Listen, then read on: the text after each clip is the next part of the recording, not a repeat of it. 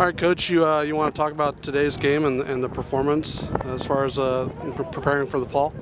Yeah, well, we'd love in the perfect world to say that spring prepares us for the fall, but right now with the injuries that we have and some people are banged up and positions being switched around, we're kind of struggling with getting consistency, and I think today kind of showed that. The first, I would say, 15 minutes, they were running us around a little bit, but once we got the players that probably will be playing those positions in the fall back in the center mid area, then I thought we held the ball pretty well. We're switching over to a new system, want to be a little bit more ball control oriented, knocking around a little bit more indirect, so we're kind of, right now it's a process at work still. We're still working on it, but I thought it was all right. I mean, Gonzaga's started their spring season in March and beginning of March, and played a number of games, and this was our first one. So, that's a good test for us. They're a good team.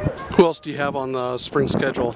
We play Seattle U tomorrow at our place, and then we have the 7-a-side tournament that Gonzaga puts on here. That will be fun. That's always a great time for all the schools involved. It's one of those things where it helps in spring because you can just get to let loose and there's no pressure. And then we also play Central in May over at their place. So. Tell me about the incoming freshmen that obviously weren't here today.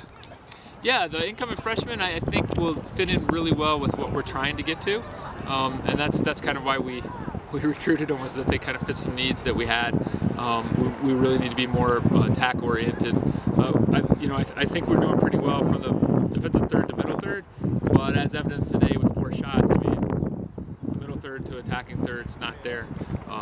Part of that is just the players up top, and part of that is the midfield not understanding when to throw things into a space and when to play the feed.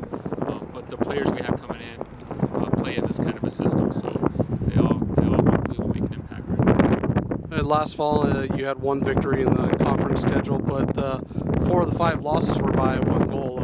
Is it kind of frustrating to be so close so many times?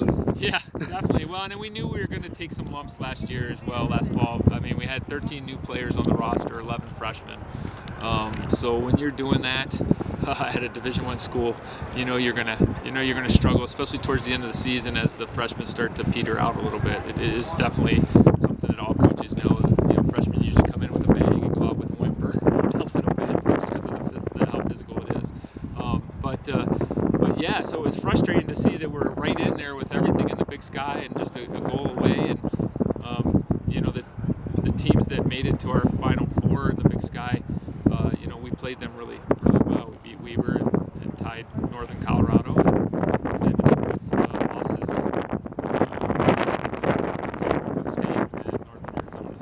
So it looks good going forward with a lot of young we hope. players. The Big Sky is a conference that you never know what's going to happen. Anybody can win it any year. It doesn't really. It's so competitive that it just